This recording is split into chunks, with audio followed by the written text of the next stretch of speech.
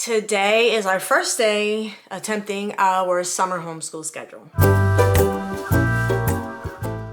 Hey guys, it's Bonnie from Mrs. Mom's Homeschool and welcome to my channel. But let me go ahead and show you the summer schedule. All right, so here's our summer rhythm. In the morning, I have my coffee and my Jesus time. After that, I like to try and work on my YouTube channel for about an hour. Around 10:30, the kids start to get up.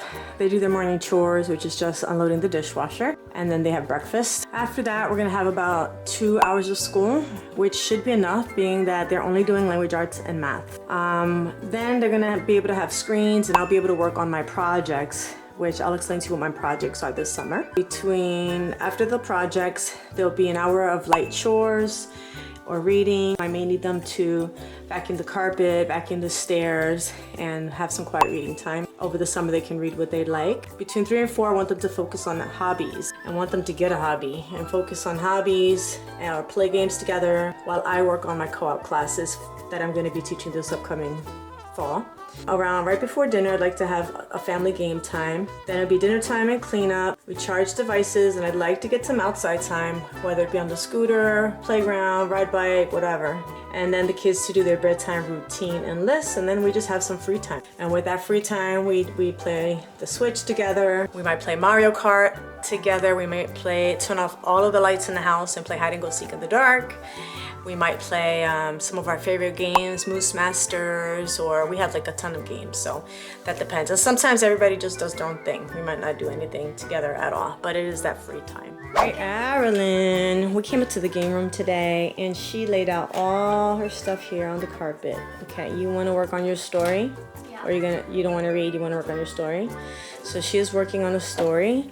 The assignment is she has From the Good and the Beautiful Level 4 in her her spelling and writing workshop. She is writing a story based on this picture here.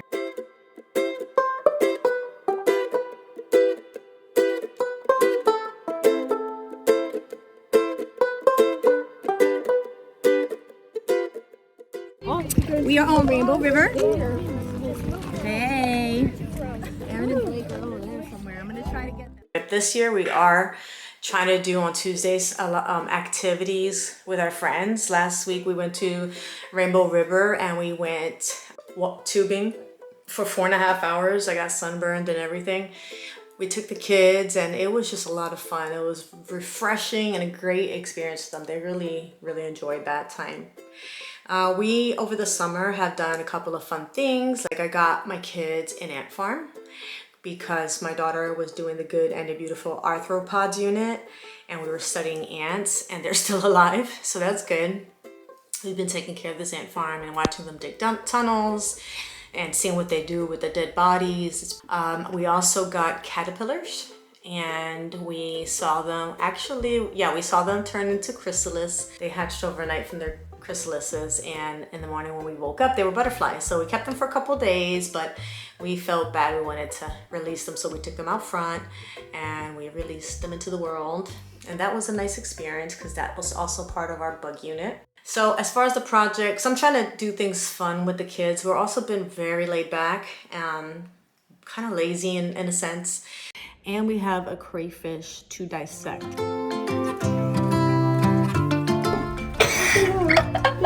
Oh my god. Oh, I'm gonna throw up. Touch him.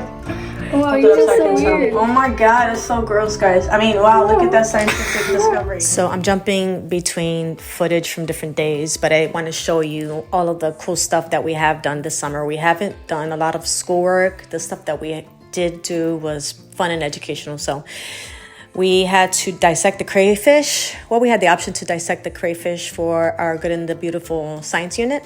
And big sister, thank God, did it on her own when she was in 6th grade. You can see the video here. Didn't gross her out at all. I will not touch the thing. So she was the one that dissected it with Arilyn. I will save you guys the yucky parts in case you guys have a weak stomach like I do. So one of the things my daughter and I like to do over the summer is watch these 2 shows every single year because we really enjoy it and it just like sparks the summer for us. So one of them is called Mako Mermaids And that one is on, I think they're both on Amazon Prime, but I'm not 100% sure. And then the other one is Just Add Magic, and my daughter loves cooking, so it's a show about three girls who have a cookbook that is a magical cookbook, and it makes magical recipes, and it helps them to solve all kinds of mysteries and things like that. And during the cooking process, they always put everything in slow motion, and they put this pretty music over it. So my daughter wanted to try a recipe from their cookbook, also making a video like that. So this is what it came out like.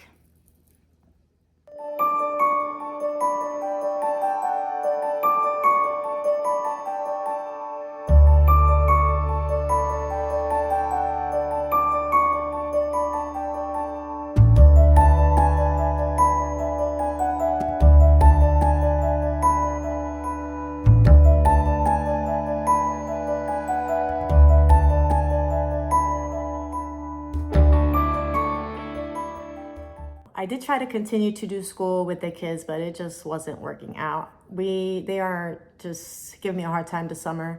That's why I don't like taking off in the summer, because once we get out of that rhythm, it's just so hard to get back to it. But we're gonna continue to try to do some little fun activity type things, like, I don't know, educational stuff. But we're also gonna continue with the math for the summer. So they are still responsible for doing a lesson of math. And then I'm gonna just take the rest of the summer to focus on my projects, which I'll probably make another video on for you. So I wanna thank you guys for watching, and I'll see you on the next one.